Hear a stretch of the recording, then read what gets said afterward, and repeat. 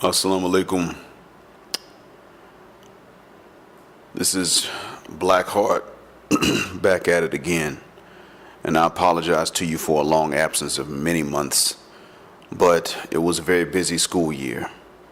And a lot has happened since then, and I've been working 2 jobs for most of the school year.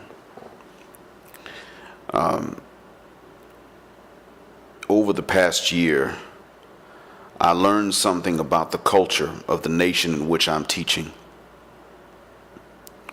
And it was something about which I was largely unaware before.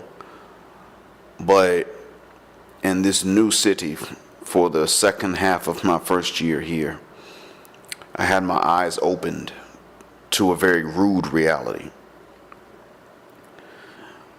I've mentioned to you before in other clips that the nation in which I live and teach and educate is a nation of cheaters.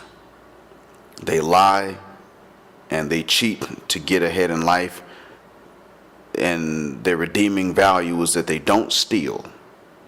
If you drop your wallet, one of the citizens will chase you down and give it back to you. They do not steal here. But they, by the same token, will lie and they will cheat. And it doesn't bother them in the least bit when they do it. These are people who will argue with you about why cheating is not cheating and why it's not wrong. But what I learned was that while many of the students here and their parents are low-life pieces of crap, subhuman, hypocrite, rat bastards, you still have many students and their parents who are on the straight and narrow and who are honest, and they're not lazy and they don't cheat. And therefore they don't even have a motive to lie. But therein brings another problem. These students that do study and are intelligent and learn things and are not lazy and therefore have accomplishments and brains still have a problem. Now, I knew about the existence of good students in this nation for years. I've known about them since I've been here in this country. But what I did not know was how low they will stoop to protect their colleagues that aren't worth 2 quarters, even if they had $10 in their pockets. I was unaware that a lot of the cheating goes on with the help of these students that we educators here come to respect and admire for being different from the crowd in a good way. When you apply the rules to a student that is in violation, one of these good students will come and try to intercede on that rat bastard's behalf. And they don't understand that the rule is the rule and that the rat bastard needs to get a consequence for once in his or her life with no one to help, so that they learn the piece of crap that they've been and can consequently decide to keep being that same piece of crap or stop being it. But the good people here are under pressure from the waste of human DNA that doesn't want to do anything and yet still insist on taking home everything. And so they're not willing to stand aside and let a rat bastard get what's coming to them, because they're under all of this pressure. And if they don't play the game, the subhuman Bedouin rat bastard hypocrite game of do wrong and get away with it with these guys, something bad happens to them. There are students here who are sick and tired of the cheating of their own people. But one of their own people may say, look, I need help. And instead of saying, F you, you didn't study and you're a piece of shit, they will try to render assistance to these pieces of crap. And instead of saying, look, I studied, you didn't, drink the water that you put in the cup, then they turn around and instead of doing that, they render assistance and aid. But sometimes the students who are sick of it will do something like say, look, I don't know, or that's the one I'm on. I'm not sure which one that is yet. Or they may give the wrong answer. And when they give the wrong answer, and the student finds out that he was given the wrong answer, he will then grab his cousins and go after this guy. This has happened before. A student told me that he was put in stitches behind it. I don't say this because I care what happens to the population here anymore. I don't. I've lost concern and I've lost respect for them. I say this because I want my audience, which is largely people of color in the Western world, to understand that they are not the most lost people in the world, especially black folks, because black people are prone to think that they're the most lost people in the world and the most self-hating people in the world. This message may do them some good, because black people think that nobody hates themselves the way that black people hate themselves, and nobody is as subject to corruption the way black people are subject to corruption. Maybe this message would help black people understand that in actuality, not only are they not the worst in the world, they are better than the people who think that they're the best in the world. This is a bombshell of information to drop, but it's true. A thug who sticks up grocery stores but never shoots anyone and never actually harms anyone, and only does it to pay the bills or to feed grandmom or some pressing reason like that, is better than my average student here. My average student is a half brain dead, terribly lazy piece of crap who will all of a sudden become very industrious and very creative, but only for the purpose of cheating instead of studying and learning.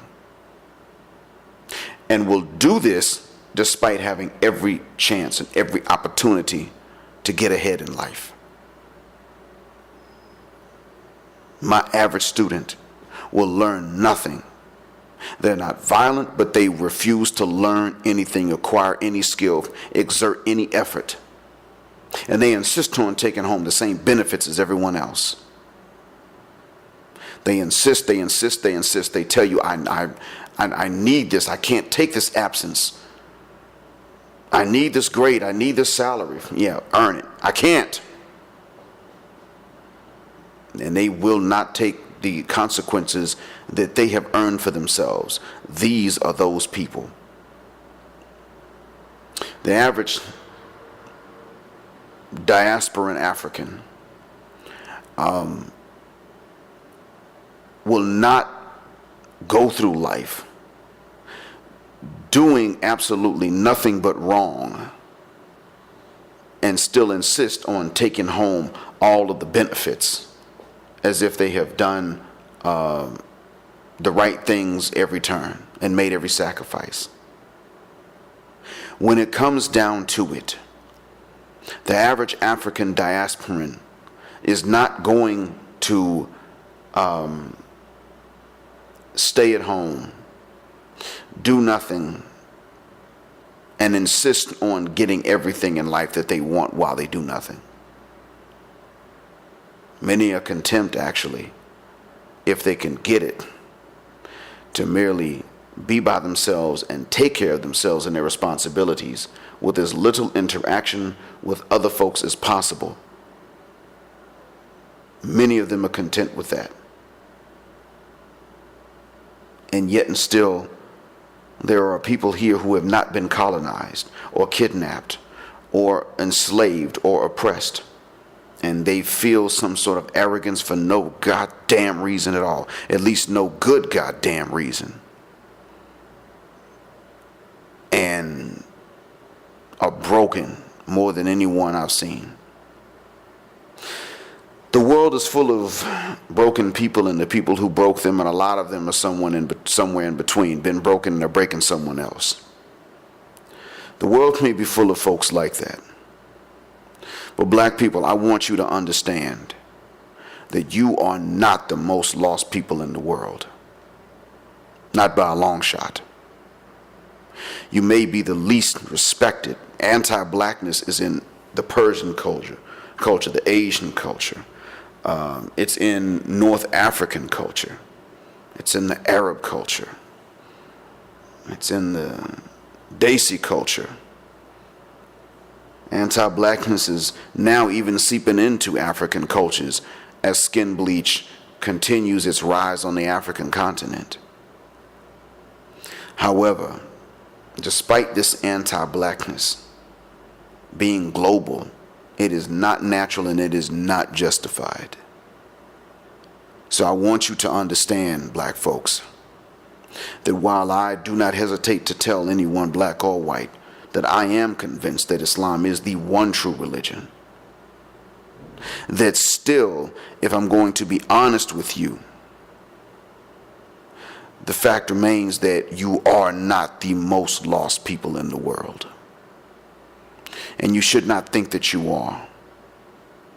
In all honesty, you actually are in the process of awakening, whereas the Arabs are not, especially the Gulf Arabs, especially the Saudis, and they're the ones who think themselves superior. You are in the process of questioning what has been done to you and your trauma. And so have other people begun to do the same thing in certain parts of the world. Somewhat so in India. Somewhat so in Algeria. Somewhat so in Australia. People are beginning to question what they've been taught about themselves by their colonizers. And as they've begun to question this, they have also begun to challenge, if not completely break and cure, they have begun to at least challenge the psychological sickness of the inferiority complex that has been globally inflicted upon non-Europeans. They got this from you, black folks. In Africa and in the diaspora, they got this from you. They learned to question the assumptions they were taught about themselves from you questioning the assumptions that you were taught about yourselves. And where did you really begin to get this from? Well, this struggle was always there, and Malcolm really brought it to a head in the age of superfast telecommunication. And this is what makes Malcolm a global hero to many people, except in the Muslim world. That's the exception, ironically. I'm telling you, black folks, I'm telling you that you already, in terms of revolution, you have already surpassed many other people. Even if they're the ones who can go into our communities and open up businesses, you have surpassed many of them. And the day is fast coming that you will be able to do the same thing to them. All it takes is one thing. Right now, it's just one thing to get to that step where we go into their communities and set up businesses. And if they don't support them, they at least know not to react harshly to them. And that one thing is, black folks, the day that we start looking down on those of us who go into black-owned businesses and ask for hookups and discounts is the day that the economy for black business owners changes, which will change the economy for the black community, period. Not just in the United States, but including the United States.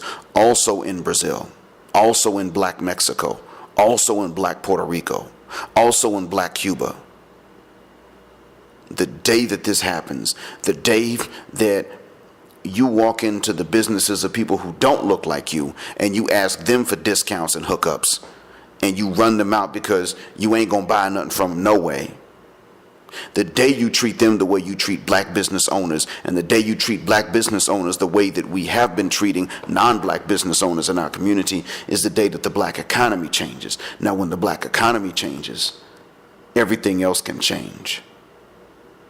I'm telling you, black folks, whether you choose to believe it or not, and I know many of you will not, you are not the most lost people in the world. And you are closer to freedom than you think you are. That's real. I hope this message has been of benefit. Assalamu alaikum.